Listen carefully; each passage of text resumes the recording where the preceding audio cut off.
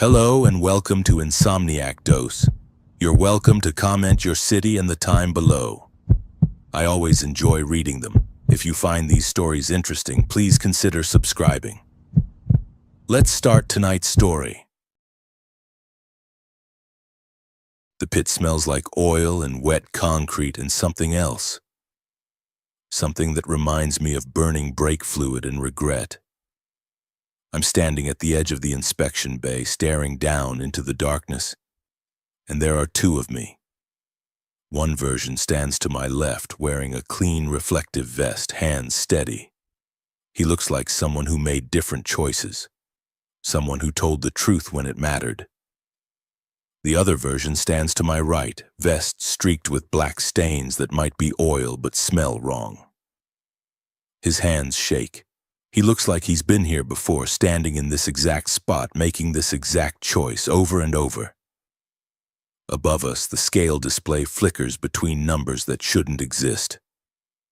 -1, -80,000, minus me. A voice echoes through the metal framework, neither male nor female. I coming from everywhere and nowhere. Balance requires equivalence. The clean version of me looks relieved, like he's finally found an exit. The stained version looks resigned, like he knows there isn't one. The clock on the wall shows two different times layered impossibly over each other. 2:58 a.m. and 3:40 a.m., both real, both wrong. I have less than 2 minutes to decide which version of myself walks away from this place. If either of us do. 48 hours earlier. I took the job at the highway way station because it was state-funded and off the books enough that no one asked questions about employment gaps or why someone with my credentials would accept minimum wage for midnight shifts in the middle of nowhere. That mattered more than I wanted to admit. 3 months ago, I falsified inspection reports for a trucking company called Meridian Freight. The regional manager had explained it so reasonably, just checking boxes, moving paperwork through the system, keeping trucks on the road during a driver shortage. He said the safety margins were already excessive, that real-world operations required flexibility, that everyone did it. I told myself it was just paperwork. Numbers on a screen. No one would get hurt. Someone did. A family of 4 in a minivan was crushed when a Meridian truck's brakes failed on I-40 outside Amarillo. The inspection I'd approved 3 days earlier. The brake system I'd marked as compliant without ever looking at the actual rig. The company settled quietly. My name never appeared in public records, but I knew.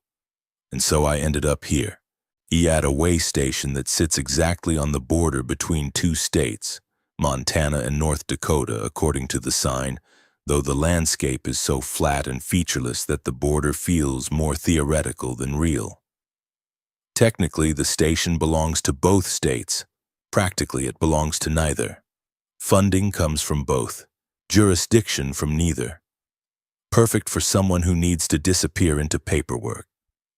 The station is divided into zones with the kind of rigid clarity you see in places built by people who understand that boundaries matter.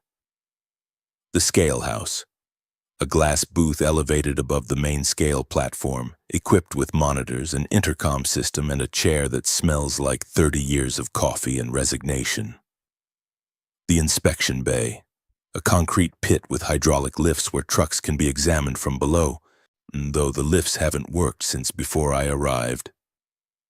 The holding lot, a sprawling asphalt expanse where trucks wait for clearance, marked with faded yellow lines and numbered parking spaces that go up to 37, though I've never seen more than a dozen trucks at once.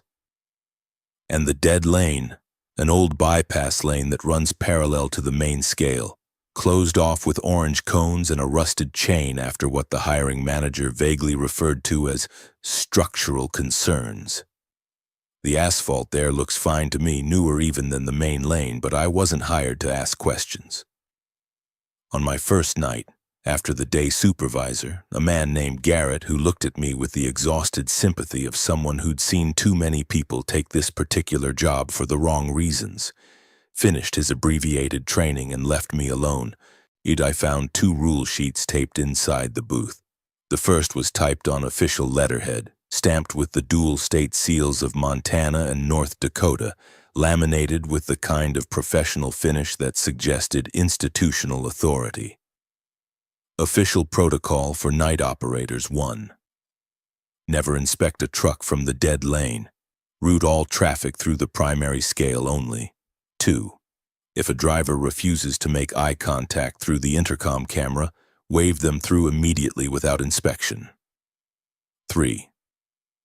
Between 1 a.m. and 3 a.m., do not leave the scale house for any reason.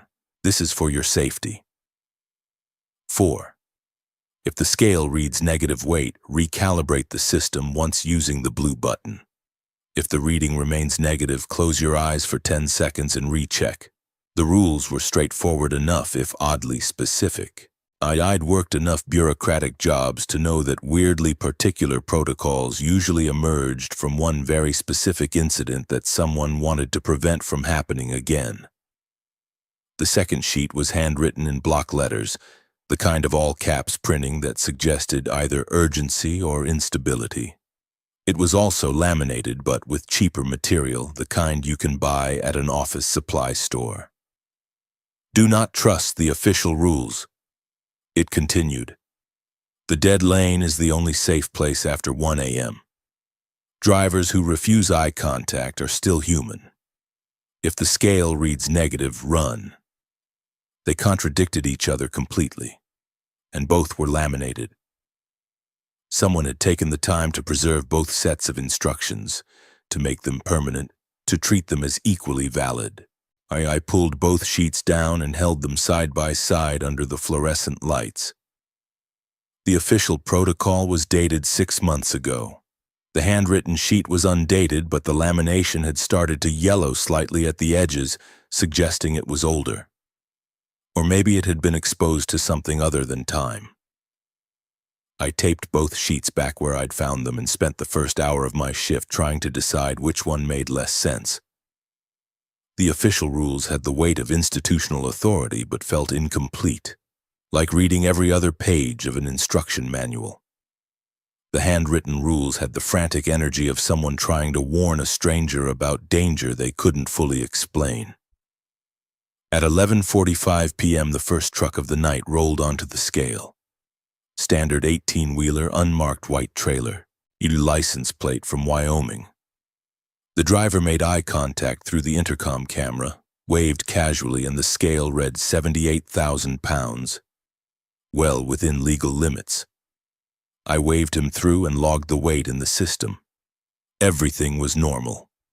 Or that's what I thought until I noticed the timestamp on the printed ticket. It showed the date as tomorrow, not today. I checked the computer's clock. Correct date. Correct time. I checked the printer. It had pulled the date from the same system. I looked at the ticket again. Tomorrow's date, and a notation in the margin I hadn't typed. Second pass. The next few trucks were normal in the way that things are normal when you're watching for abnormalities, which is to say nothing was definitively wrong, but nothing felt entirely right either. At 12:45 a.m., a semi-hauling refrigerated goods rolled onto the scale. The driver was a woman in her 50s with the weathered face of someone who'd spent decades behind the wheel. She made eye contact, smiled tiredly, and activated her intercom. "Evening," she said, though it was technically morning. "Evening," I replied. "Just need your weight and you're clear." The monitor showed 80,000 pounds exactly. Then for a flicker so brief I almost missed it, minus 80,000 pounds. Then normal again. 80,000 pounds. I stared at the screen. The number sat there, stable and reasonable, as if nothing had happened. Official Rule 4. Recalibrate once if the scale reads negative. I pressed the blue button. The system cycled through its recalibration sequence. 30 seconds of whirring and clicking from somewhere beneath the booth. In the display reset, 80,000 pounds. The number stabilized. Official rule followed. Crisis averted. But when I printed the ticket and handed it through the window slot, I noticed 2 timestamps printed one above the other. So close together they almost overlapped. One from tonight, 12:47 a.m. current date. One from tomorrow, 12:47 a.m. next date. Same truck ID number, same weight, different date by exactly 24 hours. The driver took the ticket without looking at it, offered another tired smile, and pulled away into the darkness beyond the station lights. I checked the system logs. The entry showed only once, with tonight's timestamp. The ticket in my hand showed both. I filed it in the overnight documentation folder and tried to focus on the monitor, but my attention kept drifting to the holding lot visible through the booth's windows. At exactly 1 a.m., the booth lights flickered. Not a power surge, but something more deliberate, like someone had flipped a switch off and on. Through the glass, I saw the holding lot full of trucks. At least 20 of them parked in neat rows, their running lights creating small islands of red and amber in the darkness. I blinked. The lot was empty, completely empty. No trucks, no lights, just blank asphalt stretching toward the perimeter fence. I blinked again. 20 trucks exactly as before. My heart rate picked up. I stood from the chair and pressed my face closer to the glass, trying to force my eyes to commit to one version of reality. The trucks flickered like a bad television signal. Present, absent, present, absent. And then they stabilized. Present, solid, real. The radio mounted on the booth wall crackled with static, though no one had transmitted. Through the white noise, I heard a voice that sounded like mine, slightly distorted, as if played through a damaged speaker or spoken underwater. "Don't leave the booth," it said. I grabbed the radio. "Who is this?" More static. Then another voice, also mine, but different, sharper, more urgent. "Get to the dead lane, now." I dropped the radio. The voices didn't come back, just static fading back into silence. I looked at both rule sheets taped to the wall. Official. Do not leave the scale house between 1 and 3 a.m. Handwritten. The dead lane is the only safe place after 1 a.m. The way station didn't feel haunted in any traditional sense. There were no cold spots, no spectral figures, no sense of malevolent presence watching from the shadows. It felt duplicated, like 2 versions of the same place were running simultaneously, overlapping imperfectly, and I was caught in the interference pattern where they didn't quite align. At 1:30 a.m., someone knocked on the booth window from outside, 3 sharp raps against the glass. I spun in the chair, heart hammering. A man stood outside the booth, illuminated by the security lights. He wore a reflective vest identical to mine. Same state-issued design, same safety stripes, same way station logo on the breast. He looked exhausted in a way that went beyond a long shift. His eyes were sunken, shadowed with the kind of darkness that suggested weeks without proper sleep. His hair stuck up at odd angles. His hands, visible in the light, were trembling slightly. But his face was familiar in a way that made my throat tighten. He looked like me, if I'd aged 5 years in bad circumstances. "You're following the wrong rules," he said, voice muffled through the glass but clear enough. I didn't open the door. Every instinct I had screamed that opening that door would be a mistake I couldn't take back. He pointed to the official protocol sheet taped to the wall behind me. "That one gets you processed," he said. Processed. The word hung in the air with unpleasant weight. I pointed to the handwritten sheet without taking my eyes off him. "And that one?" He laughed, a sound with no humor in it. "That's mine," he said. "I wrote it after the 3rd reset." Reset. He pressed his palm against the glass. His hand looked solid, real, warm enough that it left a slight fog of condensation on the window. "The dead lane," he said, "is where they can't see you. The old scale. Analog. Before the upgrade." I forced myself to speak.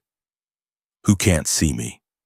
He tapped the glass where the scale display was visible on my monitor. You think trucks are the only thing getting weighed here? His reflection in the booth glass was wrong. It didn't quite match his position, lagging slightly behind his movements, as if traveling through a medium thicker than air. Between 1 and 3 a.m., he said, the scale measures something else. Something that doesn't belong to the cargo. What does it measure? He stared at me with an expression that mixed pity and resignation. Discrepancies, he said. Things that don't add up. Debts, the weight of what you've done versus what you were supposed to do. I thought of the Meridian Freight inspection, in the family of 4. You need to understand, he said, that 2 shifts are running here. One in real time, one in correction time. You're in both. I glanced at the monitor again, at the timestamp display showing the current time. His reflection wasn't in the glass anymore, but he was still standing outside, hand pressed to the window, mouth moving. Out of sync. If you stay in the booth and follow the official rules, he said, you'll be processed by 3 a.m. If you go to the dead lane before 2, you might be able to hide until morning. But if you want to actually survive this, you need to go to the inspection pit before the overlap completes. Overlap? You'll know it when you see it, he said. 2:58 a.m. That's when both realities converge completely. A truck pulled onto the scale behind him, and I looked at the monitor. No truck. I looked through the window. A truck sitting on the scale, driver invisible behind tinted glass. When I looked back at the window, the man was gone. Just a handprint in the condensation slowly fading. At 2 a.m., a tanker truck pulled into the dead lane without any instruction from me. Just rolled right past the main scale, cones scraping aside, chain dragging, and positioned itself over the old bypass scale as if this was completely routine. Official rules said never inspect a truck from the dead lane. The handwritten rules said it was the only safe place after 1 a.m. I grabbed the intercom mic. Sir, you need to move to the primary scale. No response. The driver sat motionless behind the wheel. I could see his silhouette, but no details. No face, no movement. Just a dark shape that might have been human. The driver didn't make eye contact. Didn't even turn his head toward the booth. Official rules. If a driver refuses to make eye contact, wave them through immediately. Handwritten rules. Drivers who refuse eye contact are still human. The man who looked like me, my double, my echo, whatever he was, appeared outside the booth again, this time on the other side, near the door. He was shouting, but I couldn't hear him through the glass. His mouth formed words I could read by shape alone. Wave him through. But the handwritten sheet had said drivers who refused eye contact were still human, which implied that the official rule of waving them through was wrong, that something pretending to be human wanted to be waved through. I hesitated, hand hovering over the clearance button, and the scale beneath the tanker flickered to life even though it wasn't connected to my systems.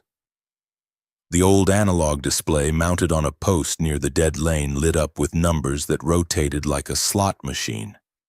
They settled on a weight. Negative 80,000 pounds, not flickering this time, solid, stable, definitely negative. Official Rule 4, recalibrate once if the scale reads negative. But that was for the primary scale, not this one. I had no way to recalibrate the dead lane scale from the booth. The negative number sat there, impossible and certain. Official Rule 4 continued, if it remains negative, close your eyes for 10 seconds. My double was pounding on the glass now, screaming something I couldn't hear. The tanker truck sat motionless in the dead lane. The weight remained negative. I looked at both rule sheets one more time. Official, close your eyes. Handwritten, if the scale reads negative, run. My double's face was pressed against the glass, eyes wide with what looked like terror. His mouth formed words. Don't close them. I closed them. 10 seconds. I counted silently, each number feeling like a small betrayal of instinct. 1, 2, 3, the sound of metal groaning. 4, 5, 6. Something heavy shifting like cargo redistributing itself. 7, 8, 9. A smell like burning transmission fluid and wet earth. 10. I opened my eyes. The tanker was gone. Just gone. No sound of an engine starting, no lights pulling away, just an empty stretch of asphalt where 80,000 pounds of vehicle had been seconds before. My double was also gone. The holding lot visible through the booth windows. Was full again. 23 trucks parked in neat rows exactly as before. But now parking space number 7 had a fresh oil stain that hadn't been there earlier. The stain was roughly human-shaped. Arms spread, legs together, like someone had been pressed flat against the asphalt with enormous weight. After that, the realities bled harder, faster, with less pretense of maintaining separate coherence. The booth clock showed 2 different times layered on top of each other like a badly tuned television signal. The digital numbers overlapped but didn't align. 2:15 a.m. and 3:40 a.m. both present, both insisting on their own validity. The monitors showed different configurations of trucks in the holding lot depending on which eye I closed. Left eye, 14 trucks. Right eye, 9 trucks. In both eyes, a nauseating flicker between the 2 states that made my head pound. I found a third set of rules tucked under the keyboard, partially hidden beneath the equipment manual. This one wasn't laminated. It was written on the back of a citation form in handwriting that started neat and deteriorated into barely legible scrawl by the end. If you are reading this, you are the overlap. It continued. The weigh station was upgraded 8 months ago. New digital scales, automated data routing between both state systems, real-time synchronization. Something in the calibration went wrong. Or maybe right. The scale isn't just measuring trucks anymore. Between 1 and 3 a.m., when the system runs its interstate reconciliation protocol, it measures discrepancies, not in cargo and people. Guilt, debt, unbalanced outcomes, and the weight of what you did versus what you were supposed to do. The difference between the choice you made and the choice you should have made. It only activates fully when the station is understaffed, when there's only one person here. One person to measure. Like tonight. The handwriting got shakier. The dead lane isn't structurally unsound, it's the original lane before the upgrade. Analog scale, mechanical weights, unaffected by the digital calibration error. It's the only scale that can't measure you. The source point is the inspection pit beneath the inspection bay. Both realities meet under the scale. The reconciliation happens there. Only one version of you walks out. If you're reading this, I'm sorry. The signature was illegible, but there was an employee ID number at the bottom. I checked it against the system. The ID belonged to someone named Marcus Holt, employed as a night operator 7 months ago. Employment status, terminated. Termination reason, failure to report for shift. Last logged activity, 2:47 a.m., incident report filed for equipment malfunction. No other details. I looked at the clock again. 2:41 a.m. 6 minutes before Marcus Holt's last logged activity. At 2:45 a.m., the power flickered again, all the lights in the booth dying for exactly 3 seconds before surging back. When they returned, my double was inside the booth with me. Not outside the glass. Inside. Standing between the desk and the door, blocking the only exit, looking worse than before. His eyes were more sunken. His vest was streaked with black stains that looked like oil but smelled wrong. Organic, rotten, like meat left too long in summer heat. And his hands shook constantly now, fingers twitching with involuntary spasms. "They're using you to balance it," he said without preamble. I pressed back against the booth wall. "Balance what?" He gestured toward the windows. toward the holding lot where the trucks flickered between states of presence and absence. Some of them had no drivers now. I could see that clearly. Just silhouettes behind the wheels. Shadow shapes that maintained human proportions but lacked any detail. No faces, no clothing texture, just darkness in the shape of people. "You falsified weight reports," he said. I never told him that. Never told anyone here. "You approved a truck that killed 4 people," he continued. "A father, a mother, 2 kids, 8 and 10 years old." My throat closed. "How do you—" "Because I did the same thing," he said. "Different company, different family, same outcome, same weight of guilt." He shoved the handwritten rule sheet at me, the one he claimed he'd written. "The system measures discrepancies," he said. "You created one, an imbalance. 4 lives against your convenience. The station corrects that." "Corrects how?" He laughed, the sound edged with hysteria. "If you stay in the booth and follow the official rules, you'll be processed, recalibrated. You'll wake up tomorrow with no memory of tonight and you'll be fine. But someone else will die in an accident somewhere. Someone whose death balances what you did. The system redistributes the weight." I thought of the tanker that vanished. The oil stain was shaped like a person. "If you go to the dead lane," he continued, "and you can hide from the measurement. But you'll be trapped there, analog, unable to leave, stuck in a loop of shifts that never end, watching trucks forever, aging in a pocket of time that doesn't connect to anything else." "And the inspection pit?" He met my eyes and I saw something there that looked like hope dying slowly. "If you go to the pit before 3 a.m., you can choose which side keeps you, but you have to choose. And both versions of you have to agree." "Both versions?" He pointed at me, then at himself. "You're already splitting," he said. "One version that accepts what you did, one version that wants to fix it. By 2:58, you'll see them both, and only one gets to leave." The clock flickered again. 2:58 a.m. and 3:40 a.m. overlapping.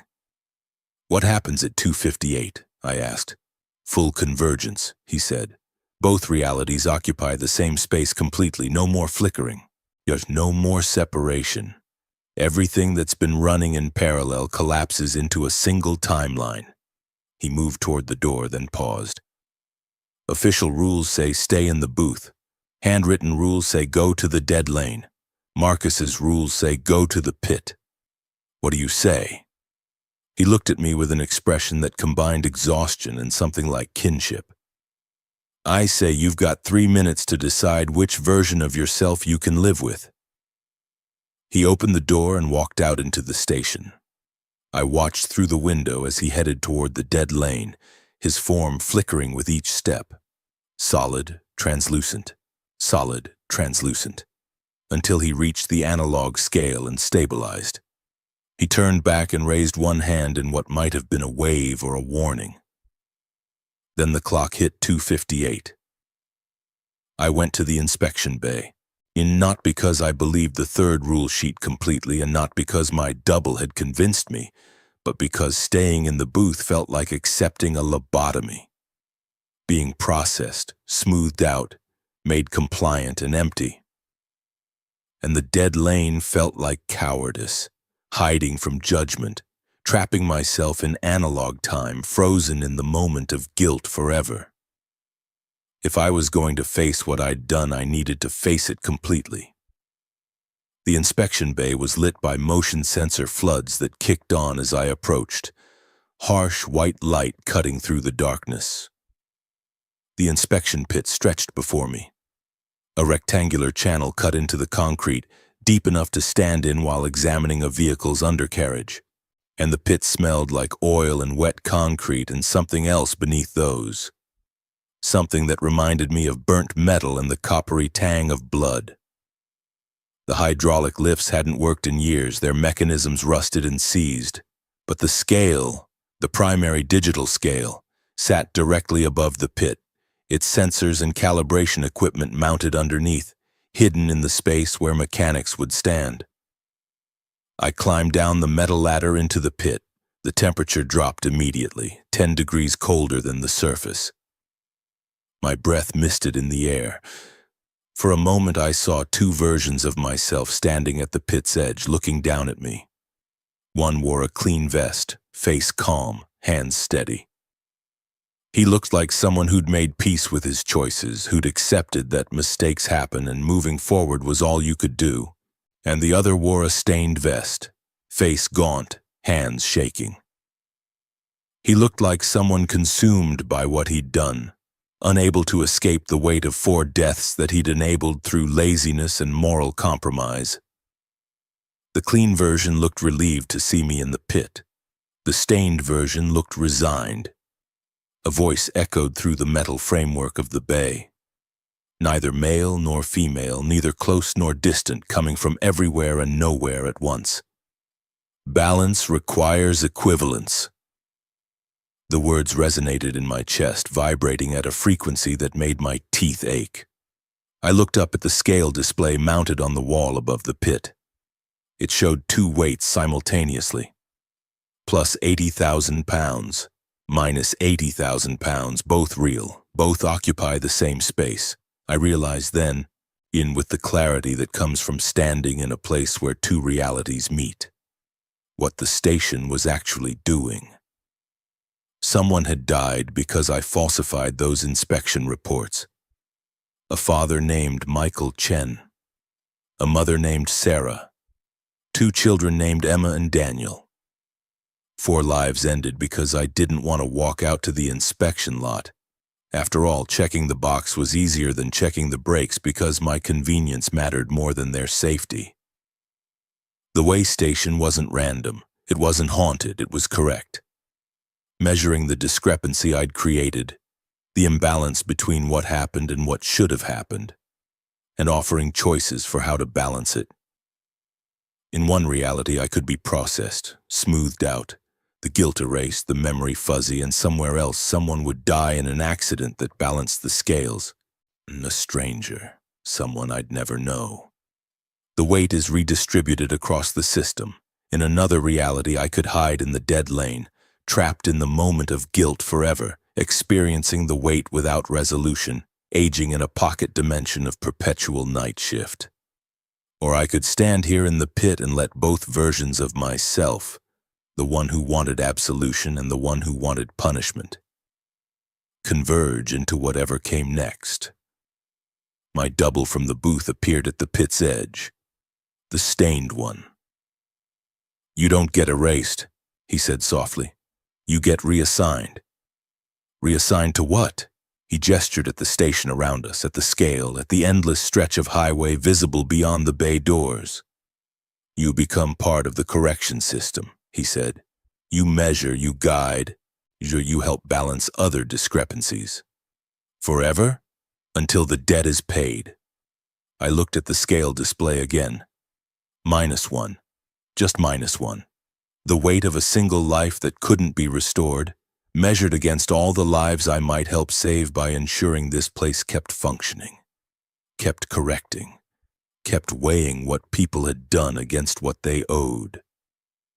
The clean version of myself at the pit's edge spoke for the first time. "You can walk away," he said. "Be processed. Live normally, forget this." "And someone else dies?" He nodded. The stained version knelt at the edge of the pit, meeting my eyes. "Or you stay," he said, "and you carry the weight, but you stop it from spreading." The clock somewhere in the station struck 3 a.m. Both versions of me began to fade, dissolving into the air like morning fog. I felt myself splitting, either like a piece of paper tearing slowly down the middle. Part of me walked back to the booth, processed, reset, heading home at dawn to sleep and forget. Part of me stayed in the pit, stained, resigned, becoming something that measured discrepancies and guided lost operators through the rules that saved or damned them. For just a moment, I existed in both states simultaneously. Then the scale made its choice. I woke up in the scale house chair at 4 a.m., neck stiff from an awkward sleeping position. Sunlight was just beginning to touch the horizon, painting the flat landscape in shades of orange and purple. The holding lot was empty. No trucks, no oil stain in space number 7. No evidence of the chaos I remembered, or thought I remembered. My vest was clean, my hands were steady, and I felt rested in a way that suggested I'd slept through most of the shift, which should have been impossible with trucks coming through. The official protocol sheet was still taped to the wall. The handwritten sheet was gone, or not gone. Changed. It was still there, still handwritten, still laminated, but the words were different. If you're alone after 3 a.m., you're the one who stayed. That was all it said. I checked the system logs, hands moving automatically to the keyboard. There was an incident report filed at 2:15 a.m. Operator terminated due to procedural error, scale recalibration failure, negative weight reading not properly addressed. The name on the report wasn't mine, but the employee ID was. My employee ID number was assigned to someone named Marcus Holt. Employment status, active. On current assignment, night operator, Highway Way Station 7. When the morning supervisor arrived at 6 a.m., he looked at me with an expression I couldn't quite read, somewhere between surprise and relief. "Thought we lost you last night," he said, setting his coffee on the counter. "Lost me?" Scale reset itself around 2:30. The whole system went down for about 20 minutes. Usually that means the night operator had some kind of incident. He handed me a fresh laminated sheet. Apparently they updated the protocols regularly. "New version came down from the state office," he said. "Some clarifications on the overnight procedures." I took the sheet. The rules were the same as before except for Rule 4. It now reads, "If you see yourself outside the booth, do not engage. Remain at your station." And this is a known equipment malfunction related to the glass reflective properties. I stared at the words, trying to reconcile them with what I remembered, or thought I remembered. Had I dreamed the entire night? Fallen asleep and experienced some kind of guilt-induced nightmare? But my vest had been stained.